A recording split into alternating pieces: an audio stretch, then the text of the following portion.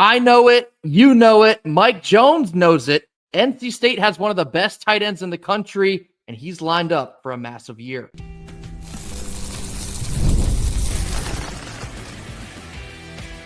You are Locked On Wolfpack, your daily podcast on the NC State Wolfpack, part of the Locked On Podcast Network, your team every day.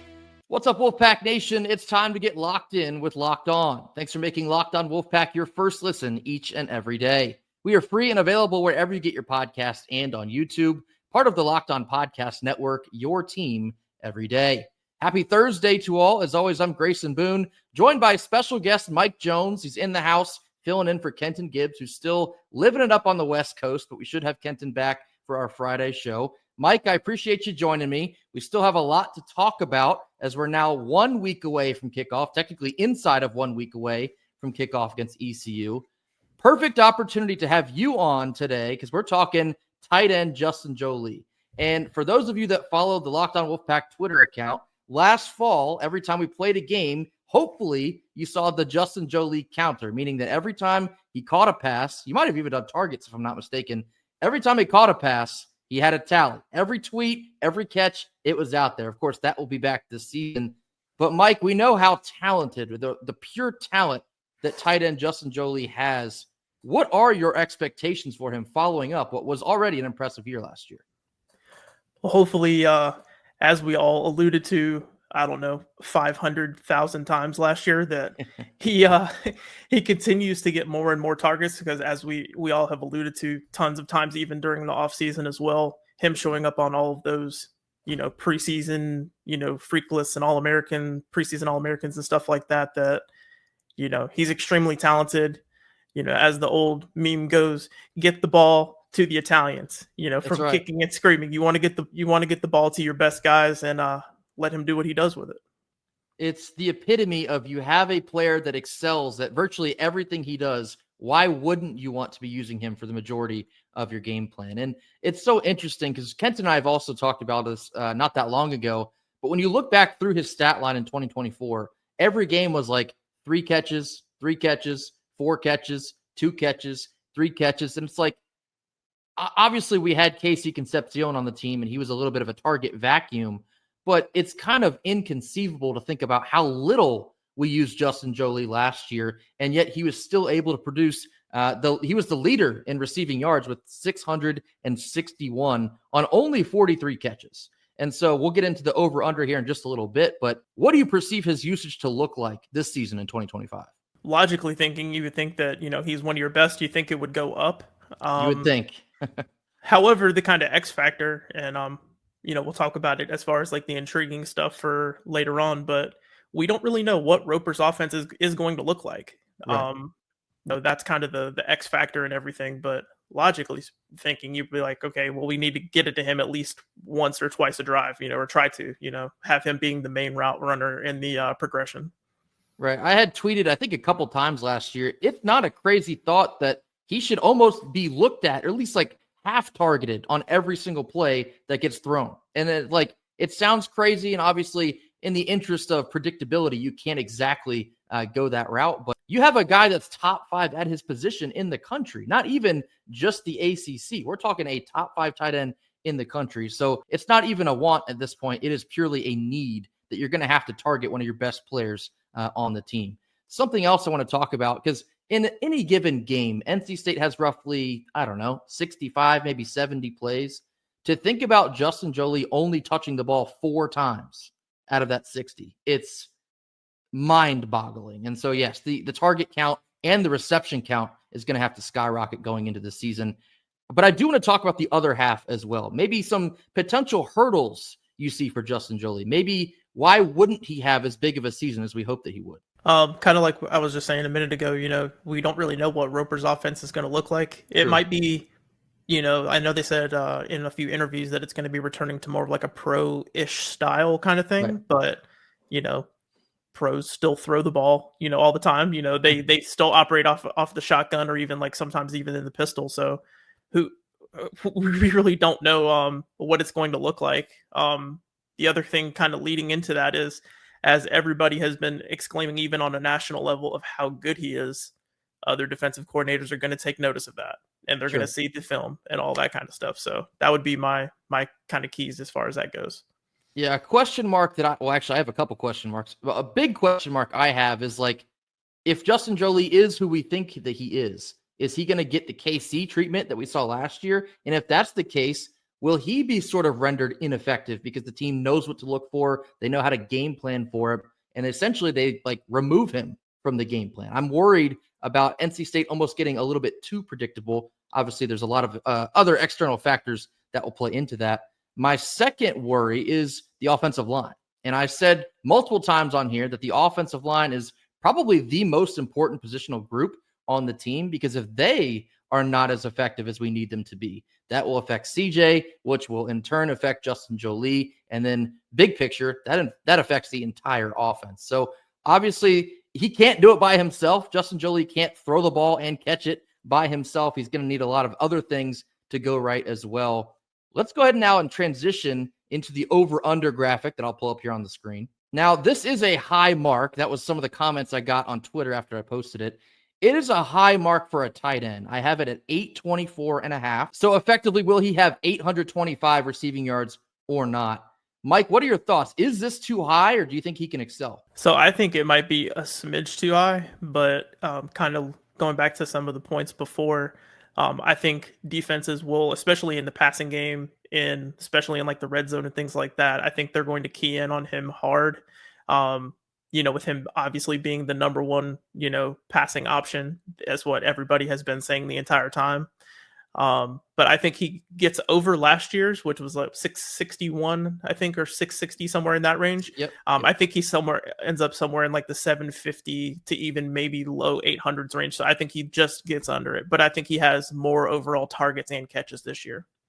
Yeah, it was a little bit of a tough mark to lay there, but in my head, I'm thinking, okay, we barely used him last year. You got to imagine the target count will go up. If he can get 661 on just 43 catches, what can he do with 53, maybe even 60? And so once my hamster wheels really got spinning, I put it at 825.5, because the other half of that equation is I am expecting him to be in the race for the John Mackey Award. That's the top tight end in the country. And historically, if you look at some of the guys that have won that award, I mean, just last year, the tight end for Penn State, Tyler Warren, he caught over 1,200 receiving yards. Now, he'd also played 16 games because Penn State made it to the Final Four. But in the regular season, Warren had just a hair under 1,000. It was 978. The winner of this award is prototypically high eights, maybe low nines. In the extracurricular cases, it's high nines and above. 825, I think, is a mark that he can hit. But also what I was kind of alluding to, there's other factors. Maybe the run game is super explosive this year, and you don't even have to throw it that much. I don't anticipate that will be the case, but with a guy like Hollywood Smothers, you never know. There are some hurdles. There are some question marks, but what's not a question at all, this is probably the most talented football player we have on the team, offense or defense. And when you have a top 5 guy at his position, you got to utilize him as such. So 824.5. Let us know in the comments, do you think that's too high for Joly, or will he even reach another level and get past that one? One last thought too. You guys have been going through a lot of the, different wide receivers and stuff like that. I think it was either last episode or the one before when talking about Keaton and or Terrell. There's only one ball to go around. So, right. On one individual play, only one guy more times than not can get the ball unless you're running some kind of trick play. But somebody's going to be over, somebody's going to be under.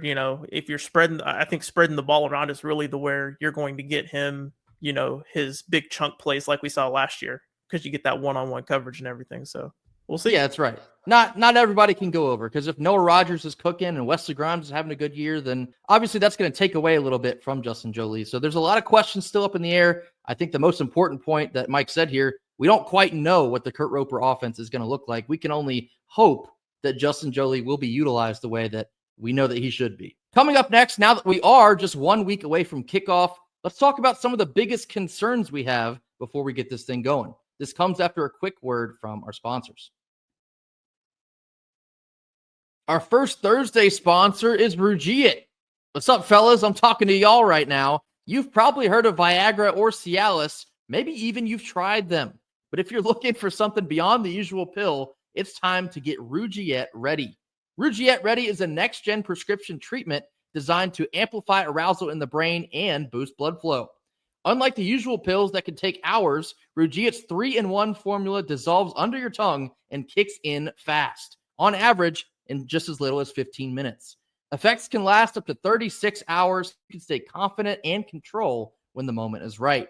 Head on over to Rugiet.com/LockedOnCollege and use code LockedOnCollege to get 15% off of your order today.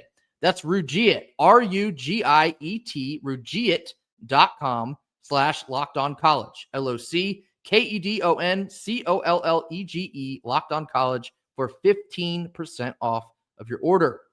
Individual results may vary with prescription treatment. Compounded drugs are permitted to be described under federal law, but are not FDA approved and do not undergo FDA safety, effectiveness, or manufacturing review.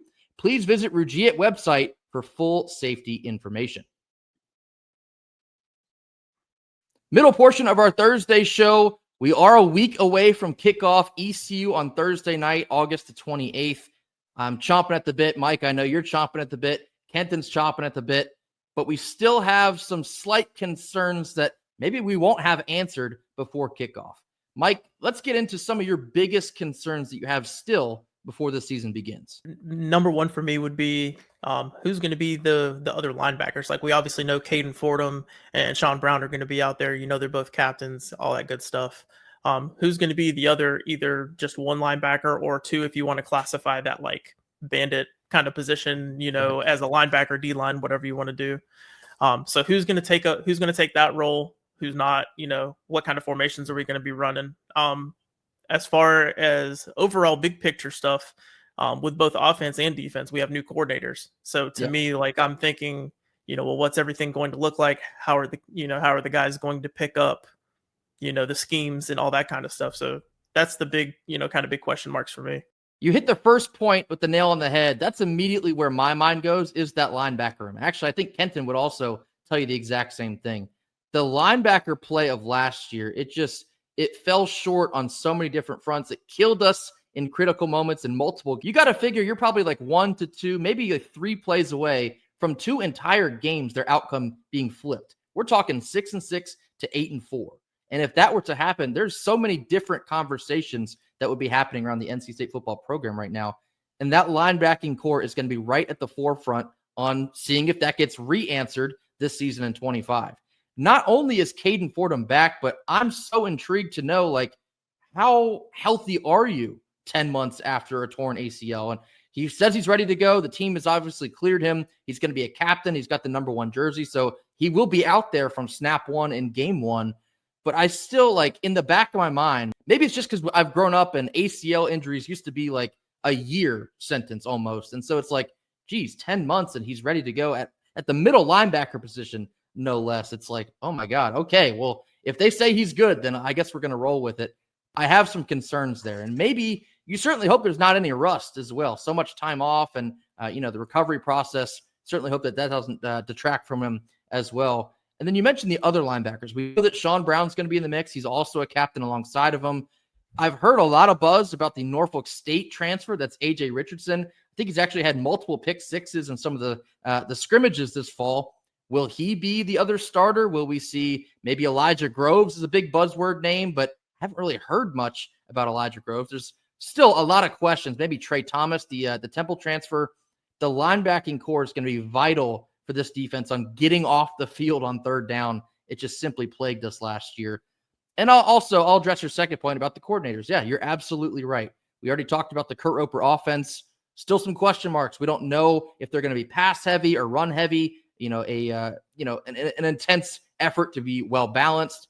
On the defense, what can DJ Elliott draw up? Will he be able to force a lot more pressure in the backfield than Tony Gibson's 3-3-5 was last year? I tell you, the pressure on the quarterback is not something that really got talked about enough last year because it was abysmal.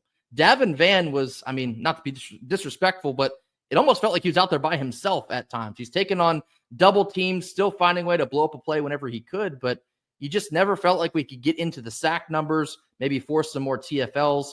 That's another part of this defense that's going to have to be different in 2025. You have to get in the backfield and force bad decisions by the opposing team's quarterback. So that will certainly be something to look for. Obviously, we're going to talk about the depth chart here in just a couple minutes. That will also come out on Friday. How about like ECU specifically, Mike? Are there any bigger concerns about seeing ECU in back-to-back games? Not necessarily them specifically, I guess, but you would argue that they're obviously ECU's best position group would be their receivers. So with all the turnover we had in the secondary, how does that look on top of, the new DC coming in and all that kind of stuff. So, as far as the depth chart and stuff like that, we're going to get into, what does the secondary look like at all, other than, I believe Marshall's back, right? He's going to be the Lone Ranger, him, and I believe Vic. And then I know there's been some buzz around a few of the transfers and stuff like that for the secondary, but who plays? we don't know. What is it going to look like? So we'll see. There are also a lot of questions about that secondary. I do agree. However, I just have like this internal belief that the secondary will end up being a strength for the Wolfpack. Of course, I certainly hope that I'm right, but we'll have to see how that plays out because ECU's wide receiving room, it is much better than a lot of people possibly want to give them credit for. A third fairly massive concern I have, and it's not really a concern, but more of a I have to see it first. CJ Bailey as well. We know that CJ Bailey was thrown into the fire last year. He was a true freshman, and a lot of times that gets thrown around as like a blanket excuse when he throws an interception or he makes a bad read or maybe holds onto the ball too long, takes a sack, or has to run for his life for a gain of 2 yards. CJ Bailey's progression is also going to be a very important piece to what this team can accomplish in 2025. If CJ Bailey takes a massive step forward, then it's very easy to believe that so will the offense. I know he talked about at a ACC kickoff, he's worked a lot on his throwing release, which a lot of people kind of had some criticism for. Has a little bit of that sidearm, sling the ball down the field motion. He said he worked extensively on that over the offseason. Confidence is another thing. I'm really intrigued to see how that looks on the field. Obviously, he will be a captain. He spoke a lot about also at ACC kickoff how confident he is in the guys around him, seeing familiar faces. Kurt Roper is one of those, leveling up to be the offensive coordinator this year. CJ Bailey is going to have to take a step forward if the offense as a whole will too. And then I guess my fourth massive concern, it is that O-line. I will harp on this as many times as I possibly can before we kick this thing off. The O-line, this team will go, I believe, as the O-line goes. And that connects to both the offense and the defense because the back end is going to affect the front end as it always does every year. If we can't run the ball effectively, if we can't keep CJ on his feet, this season will probably look pretty similar to how last season did. And the offense is ineffective, inefficient. It puts even more pressure on the defense to have to make a play and get off the field. That's not a situation we want, Mike. Certainly not at all. Yeah, for sure. It'll definitely be interesting and intriguing for sure to see if CJ can make that, jump and not have that, pseudo sophomore slump, as they would say. As you've alluded to many a times, and I'm an old school football guy, so I always believe it starts up front, both O-line and D-line, like you kind of alluded to as well. We got a few new pieces, as well as Peak moving from the right side to the left side. I mean, that's for those that have never played or played that position, that is a huge difference in terms of, going from one side to the other. And other things, just new guys in general. There's a ton of transfers we brought in for the O-line, but then other positions as well as the incoming freshmen. So we'll have to see.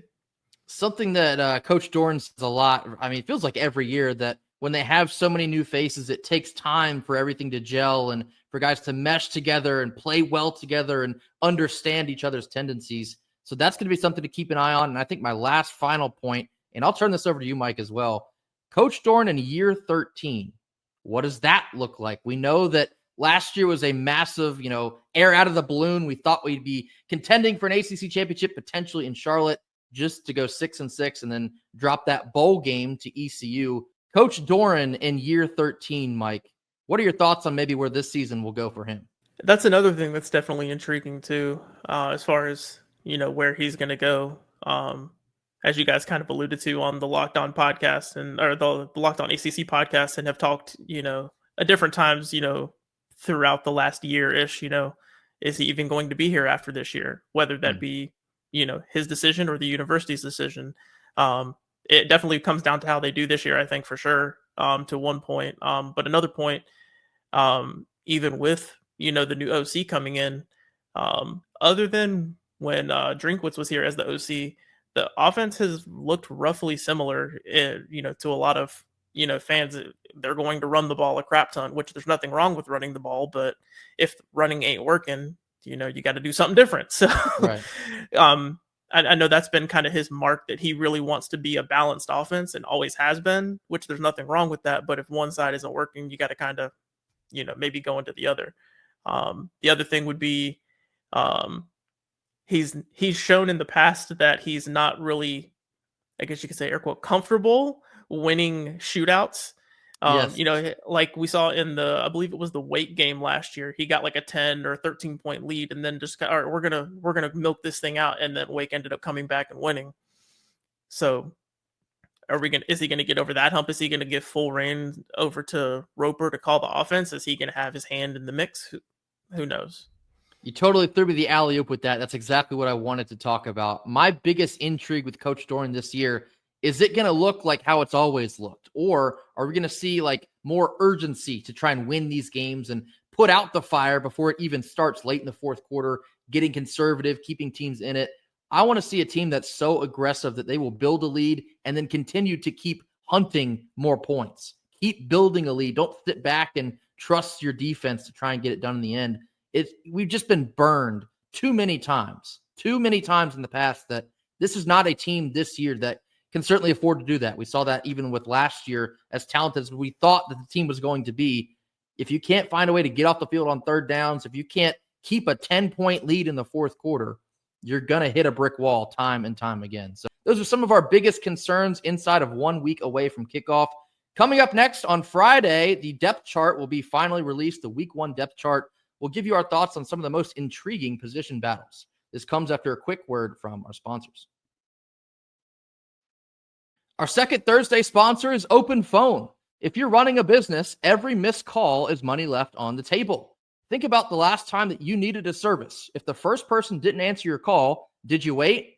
No, you probably didn't. And to be honest, neither would I. You moved on. And that's why you need OpenPhone, so you never miss an opportunity to connect with your customers. OpenPhone is the #1 business phone system designed to streamline and scale your customer communications. See why over 60,000 businesses trust OpenPhone. They're offering Locked On listeners 20% off in your first 6 months at openphone.com/lockedoncollege. That's OpenPhone, OPENPHONE, openphone.com/lockedoncollege. LOCKEDONCOLLEGE, Locked On College. They'll even port over your existing numbers for free. How about that? OpenPhone, no missed calls, no missed customers. And our third Thursday sponsor is PrizePicks, the daily fantasy sports platform that lets you turn your football predictions into real rewards. The preseason has already heated up, and college football is merely just over 24 hours away. Whether you've got your eye on big-name quarterbacks or breakout running backs, PrizePicks makes it easy for you to get into the game. This Saturday, you got K-State and Iowa State Farmageddon across the pond over in Dublin, Ireland. What would you say if I told you can take Avery Johnson over a half passing yard? 0.5. What are your thoughts? Do you think he completes a pass? I most certainly do. This is something that you can legitimately play on PrizePicks. And to be honest with you, we know it's going to win. The flex play option on PrizePicks is also a total game changer. Even if one of your picks doesn't hit, you can still double your money. PrizePicks puts their members first, and so all withdrawals are fast, safe, secure, and most certainly easy to use. Download the PrizePicks app today and use code LOCKEDONCollege to get $50 in lineups after you play your first $5 lineup. That's code LOCKEDONCollege to get $50 in lineups after just your first $5 play. PrizePicks, run your game. Last couple minutes of our Thursday show. 1 week away from kickoff. The depth chart for week 1 will be released on Friday. Also, Coach Doran will have some media availability. He'll host a presser. Very intrigued to see what he says about some of the position battles that will be won or lost at that point. Maybe some updates on injuries. We'll have to wait and see how that goes. But Mike, the week 1 depth chart, finally be able to know who we can hone in on to watch against the ECU Pirates. What are your most intriguing positional battles you're waiting to hear about? being a defensive guy, going back to earlier, linebackers, who's going to be, who's going to be that third, fourth linebacker, that kind of thing. Just going back to other episodes as well, you guys have kind of talked about what's the receiver group going to look like? Yes. Is Anderson going to be in that slot? Is, maybe they move Anderson outside. Maybe they have Grimes going into the slot, or, maybe Grimes and Rodgers on the outside. But then when they run, like 13 personnel or something, then who knows? But to me, those are the two that are most intriguing to me. Yeah, I think the wide receiver rotation this year is going to be, very important. And that's something we've really harped on the last couple seasons, that it just felt at times that we have so many new faces for wide receivers out there that quite frankly don't belong. And when you have just like a trio, actually, I'll call it a quartet because you can't leave out Keenan Jackson. When you have Noah Rodgers, Wesley Grimes, Terrell Anderson, and Keenan Jackson as your 4 top wide receivers, to be quite honest, that's all you need. You don't need to stray outside of those 4 because you know what you have in those 4. And then not to mention, you have Justin Joly. You have an Elon transfer tight end in Cody Hardy. And you also bring back Dante Daniels, who scored, I think, a time or 2 last year. The immense amount of talent and just those names I gave to you, I don't need to see an extensive rotation outside of that group. So that's a great point. I believe that Terrell Anderson will be in the slot. I've heard that Keenan Jackson might be in the slot. I can't wait to get Kenton's thoughts on that. So we'll have to see. Wide receiver rotation will be a very interesting point. You did touch on the linebacker room. I'll touch a little bit more on the secondary. What does Jackson Vick look like this year? I saw that he's reportedly moving to nickel. Maybe he starts there. I've heard Ronnie Royal's name a decent amount, the highly touted safety from the state of Alabama. Perhaps that he will get the start very, very early on. That secondary with a lot of new faces as well, Mike. Very intrigued to see what happens there. Yeah, for sure. I mean, we had that kind of, mass exodus, as you would say, like right before in the last, day or so of the portal being open, in the winter. Everybody kind of was like, oh my God, who's going to start now as far as the secondary goes. So it for sure will be interesting to see how all that kind of stuff shakes up. Yeah, the 2 locks at corner feel like it would be Devon Marshall, who was on the team last year, and then Ryan Nelson, who's one of the top transfer corners in the portal coming from North Texas. It sounds like those 2 will be fixtures on the outside. And then safety, at this point right now, a little bit of a question. I think the nickel, it sounds like it might be Jackson Vick. I think that'd be an excellent choice. Really came on strong at the end of last year. My last intrigue is on the offensive line, and at both, I guess, center and at right guard. We know about the intense battle currently between Jalen Grant, the Purdue transfer at center, and also the young freshman Spike Souls. It sounds like they're neck and neck, and it could be anybody's ball game when this depth chart comes out on Friday. Then the second part of this is the right guard position. I know that Kamen Smith is battling it out with Val Erickson. These will be 2 new faces that Wolfpack fans will have to get acquainted with this year. Not new to the program, but new playing an extensive amount. Again, this offensive line is going to be so important. So, Mike, what are your thoughts on who might get the starts? I always lean back into, I know Kenton's made this point a good number of times. When you got 2 guys that are, roughly equal in skill and talent and all that kind of stuff, you always go with the young guy. That's right. You'll allow that older guy to kind of, player coach them in a sense as things go, like, hey, I saw this, in that sense, go over here and, do this kind of thing, look for this in this situation, that kind of thing. Let him kind of learn on the fly to a sense, unless it is like a big enough gap where the coaching staff is like, yeah, we got to put, the experienced veteran guy out there. I always lean more heavily towards the young guys too. And then lastly, of course, I'll be interested to see what we hear on the injury front. We all know at this point, there's been whispers that are not really whispers anymore. There is supposedly an injury to Jonathan Paylor. I won't disclose anything else as of now. So we'll wait and see what happens when Coach Dorn, I would imagine, has to talk about it on Friday. Obviously, we'll talk about the rest after that comes out.